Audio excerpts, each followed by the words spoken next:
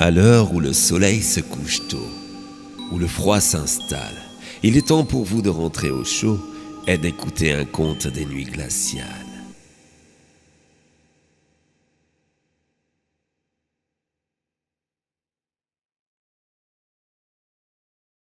L'étrange Halloween du Père Noël.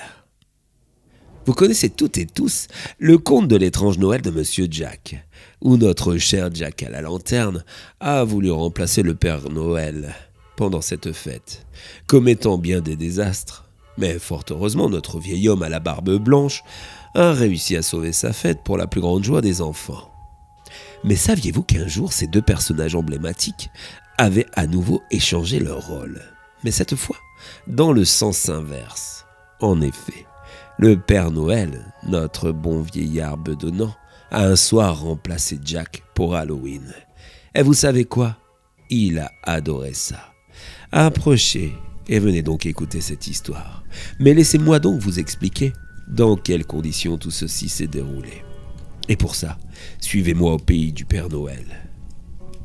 Dans l'atelier de ce dernier, en cette période de rentrée, tous les lutins s'occupent à préparer les cadeaux qui seront distribués le soir de Noël. Il y a tant à faire que ces petits êtres, malgré leur grand nombre, y travaillent toute l'année. Tandis que notre cher Père Noël observe les enfants du monde entier à travers sa loupe magique. Mais en ces temps modernes, le vieil homme n'a pas le cœur en joie. Il contemple ces enfants de la nouvelle génération, grandissant plus vite que la musique, abandonnant les croyances enfantines telles que celles de son existence au profit d'Internet et des réseaux sociaux. Oui, les gamines et les gamins d'aujourd'hui préfèrent croire en Amazon qu'au Père Noël. Et que dire du reste de leur comportement ? Les parents, la tête dans le guidon, sont bien souvent dépassés et laissent se détériorer l'éducation de leur progéniture.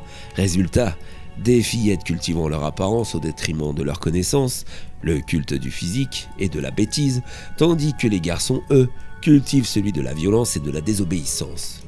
Bien sûr, tous les enfants ne sont pas ainsi, mais force est de constater que ces sales gosses représentent une belle majorité.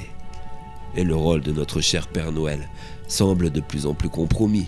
En effet, les cadeaux à Noël ne sont que pour les enfants sages, pas pour les sales garnements. Il contemple ce désastre dû à l'ère du temps, regardant tout ça avec écœurement, quand soudain on frappe à la porte. « Oh Jack, mon ami, rentre donc. Comment vas-tu ?» Les deux êtres sont restés amis depuis leur dernière mésaventure, se rendant souvent visite. « Je vais bien, et toi, vieille chouette ? Oh, mais dis donc, tu m'as l'air bien triste. » Oui, effectivement, mon jeune ami. J'observe ce monde. Sais-tu que l'on constate l'égarement de ce dernier en observant sa jeunesse ? Les enfants d'aujourd'hui ne sont plus ce qu'ils étaient. Ils sont devenus si mauvais. La haine, la colère, les addictions en tout genre. Ils vénèrent des imbéciles au QI frôlant celui d'une huître, se harcèlent, se méprisent. Et oui, mon vieil ami, bon nombre de ces âmes sont déjà égarées, malgré leur jeune âge. Mais moi, je suis censé gâter les enfants sages, pas ces sales mioches. Ils me mettent dans une colère aussi rouge que mon bonnet. Je vois ça. Écoute, pourquoi ne viendrais-tu pas leur faire un peu peur dans ma fête à moi, Halloween ? Je te propose de te venger de certains d'entre eux. Crois-tu que j'en suis capable ? Tu sais, je suis un être de bien, je n'ai jamais fait de mal. Crois-moi, mon vieil ami, même dans l'être le plus bon qu'il soit, il y a toujours une infime partie de mal qui aspire à s'exprimer. Choisis donc une petite fille et un petit garçon, et élabore des scénarios pour leur foutre la trouille de leur vie. Tu verras, mon ami, tu vas y prendre goût. Tu crois vraiment ? Très bien. Si tu me le dis, je te fais confiance. Merci. Et donc on se retrouve le 31 octobre pour mon initiation à la peur. Avec grand plaisir, je t'attends. Le mois qui suivit, le Père Noël observa tous les enfants de cette terre pour sa sélection. Ce fut difficile tant cette planète regorgeait de petits monstres, mais le soir d'Halloween, sa sélection était faite. La fillette sélectionnée s'appelait Amy Wicksbird, âge 10 ans, lieu de résidence, Boston, une véritable peste. Jolie gamine, elle harcèle toutes les filles qui sont moins belles qu'elle. Pour ses besoins de cosmétiques, elle raquette les plus faibles avec sa bande de chippies. Son passe-temps favori aussi, passer à tabac une certaine Caroline et accessoirement torturer ses hamsters. Une véritable sale gamine. Le garçon, lui, s'appelle Dylan Farmer, âge 12 ans, lieu de résidence Paris. Lui, c'est un véritable dur. Raquettes, coups et blessures, vol, intimidation sur les jeunes filles de son quartier, une vraie petite terreur qui méritait une vraie leçon de peur. Fort de son plan, le Père Noël commença par la jeune fille.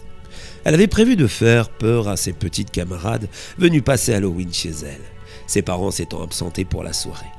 Cette chère Amy y avait mis le paquet, avec une décoration très flippante et plein de surprises, notamment quelques films sanglants dont elle raffole. Son programme était si angoissant que vers 23h, toutes ses petites copines décidèrent de rentrer chez elle, traumatisées. Certaines s'étant même fait pipi dessus, ce qui l'amusa beaucoup. Pour elle, c'était un Halloween réussi. Elle retournait donc dans son grand salon pour contempler sa superbe et terrifiante déco. Mais un détail la chiffonna. Ce Père Noël menaçant avec une hache. Cette statue n'a jamais fait partie de sa décoration. Intriguée, la jeune fille s'avance vers ce dernier, pas vraiment rassurée. C'est alors qu'arrivé, presque à sa hauteur, notre cher Père Noël la fixe et lui dit « Bouh !» Amy se met alors à hurler, en gesticulant dans tous les sens, en reculant terrifiée, à son tour au point de se faire pipi dessus. Elle dérape et bute contre un élément de sa déco. Son corps et sa tête partent en droit vers la cheminée, allumée. Son visage et ses cheveux ont pris feu très rapidement. Amy a couru et hurlé dans tout le salon, avant de tomber contre le sol, morte d'avoir joué les torches humaines. Le vieil homme assistant à tout ce drame lâche alors un « Oups !» et s'en va s'occuper du jeune Dylan, sur son traîneau supersonique. Il arrive à la maison de ce garnement. Il décide de lui faire peur. Directement, toujours armé de sa hache, il pénètre tel un serial killer, discrètement dans la maison. Dylan est seul, devant un film d'horreur. Le gamin rit en clamant que c'est nul, que lui, à la place des protagonistes, il n'aurait pas peur. Quand soudain notre bon Père Noël apparaît devant lui. Persuadé qu'il s'agit d'une blague, d'un plaisantin, le gamin l'insulte. Il lui exige de dégager de chez lui, que son déguisement est pourri, surtout pour le soir d'Halloween. Notre cher Père Noël lui répond alors « Mais je suis le Père Noël !» Dylan s'approche alors de lui, avec un air arrogant, et lui file un bon coup de poing dans le nez, en lui hurlant que le Père Noël n'existe pas. Le vieil homme ressuie le sang qui coule de son nez jusqu'à sa barbe blanche. Il lève sa hache vers le ciel pour frapper le gamin très fort dans le cou. « Et ça n'existe pas non plus, petit merdeux !» Notre cher Papa Noël recommencera l'opération 7 fois, démembrant ce morveux dans un bain de sang rouge comme son long manteau. Une fois sa mission terminée, il appela son ami Jack. « Et voilà mon cher ami.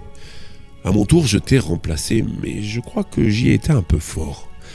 J'ai pris ma mission trop à cœur. Mais qu'est-ce que je me suis amusé. Dis-moi très cher, me laisseras-tu en faire de même au prochain Halloween ? » « Bien sûr, mon ami, avec plaisir. »« Oh, merci Jack, je suis si motivé. Il y a tant de sales gosses sur cette terre. Merci, et vivement le prochain Halloween. »